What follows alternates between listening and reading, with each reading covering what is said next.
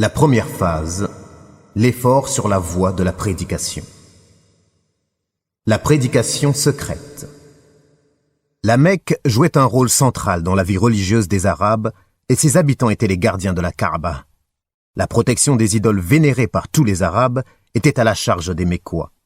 C'est pourquoi la réforme y était encore plus difficile à réaliser. Œuvrer dans cette perspective au sein d'un tel milieu hostile a requis sans aucun doute une volonté, une détermination sans faille face aux malheurs et aux calamités. Aussi, l'appel à l'islam s'est-il fait au début dans la clandestinité, afin de ne pas irriter les Mécois que la nouvelle foi déconcerterait. Les premiers convertis. Le prophète sallallahu alayhi wa sallam débuta tout naturellement sa mission au sein de son foyer pour ensuite propager le message dans les rangs de ses amis proches. Il appela à l'islam ceux qui étaient susceptibles de l'accepter, qui étaient connus pour leur amour vis-à-vis de Dieu, l'authentique, ainsi que vis-à-vis du bien et qui voyaient en lui un homme en quête de sincérité et de bien. Un groupe de gens n'ayant jamais douté au sujet du caractère éminent de la personnalité de l'envoyé de Dieu sallallahu alayhi wa sallam, de la magnificence de son âme et de sa probité, embrassa volontiers la foi nouvelle. Dans l'histoire islamique, ces hommes et ces femmes sont connus comme étant les précurseurs, as-sabiqoun al-awwaloun. À leur tête se place Khadija, l'épouse du prophète sallallahu alayhi wa sallam et la mère des croyants.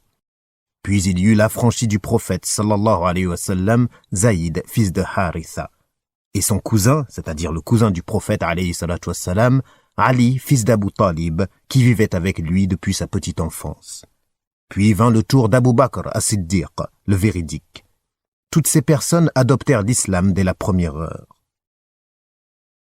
Dès son entrée en islam, Abu Bakr radiyallahu anhu fit preuve de beaucoup d'énergie et de zèle au service de la cause de l'islam. Il était riche, serviable, doux de caractère et vertueux. De nombreuses personnalités mécoises le fréquentaient et cultivaient son amitié, car elles appréciaient son savoir, sa richesse et sa prévenance envers ses hôtes.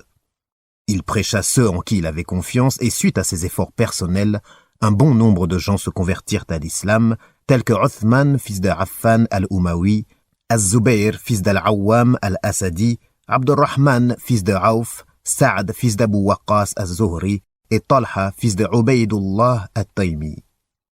Ces 8 hommes furent véritablement les précurseurs et constituèrent l'avant-garde de la nouvelle foi.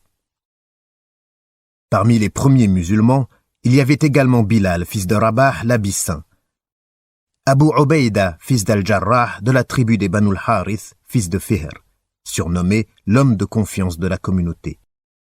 Abu Salama, fils de Abdul Asad, Al-Arqam, fils d'Abul Arqam de la tribu des Makhzoum, Uthman, fils de Maz'oun, et ses 2 frères, Qudama et Abdullah. Ubaïda, fils d'Al-Harith, fils d'Al-Muttalib, fils de Abd Manaf, Saïd, fils de Zaïd al-Adawi, et son épouse Fatima, fille d'Al-Khattab, la sœur de Omar, fils d'Al-Khattab. Khabab, fils d'Al-Arat. Abdullah, fils de Mas'ud al-Hudali, et bien d'autres encore. Ce furent les précurseurs de la communauté musulmane. Ils appartenaient aux diverses branches de Quraysh.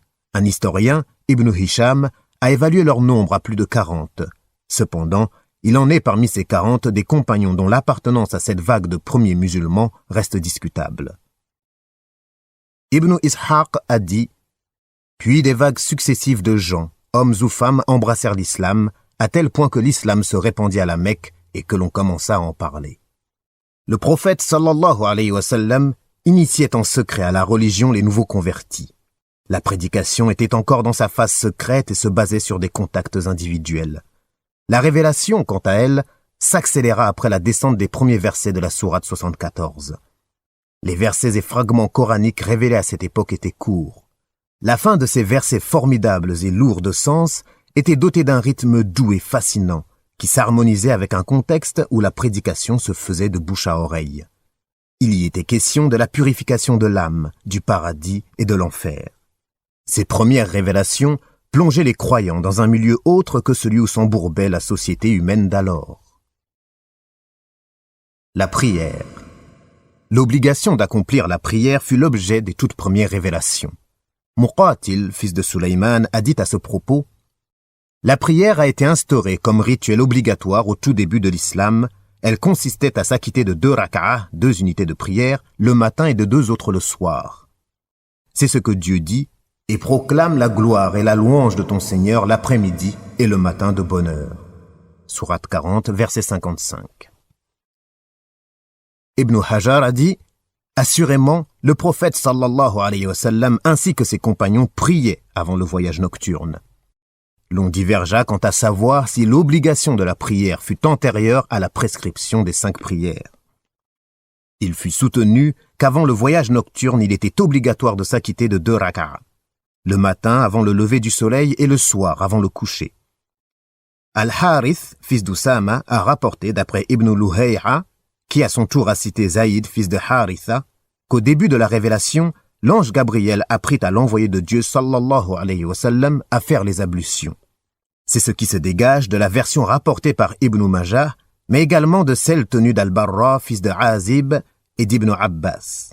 Dans le hadith de ce dernier, il est dit « Cela eut lieu dès que fut imposée la prière. » Ibn Hisham a mentionné que lorsque venait l'heure de la prière, le messager de Dieu sallallahu alayhi wa sallam et ses compagnons se rendaient dans les vallons entourant la Mecque afin d'y prier secrètement.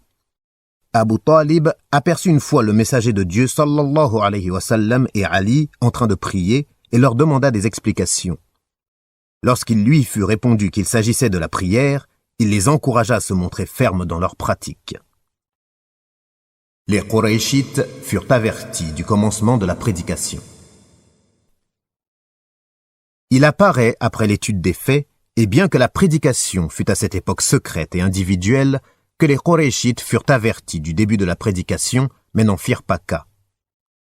De ces 3 années de propagation clandestine, émergea un groupe de croyants dont l'état d'esprit était fondé sur la résolution de pratiquer la fraternité, l'entraide, ainsi que la transmission du message de Dieu pour l'établir. C'est ensuite que la révélation vint ordonner à l'envoyé de Dieu, sallallahu alayhi wa sallam, de prêcher publiquement l'islam pour avertir son peuple, blâmer ses croyances et dénoncer le faux, al-batil.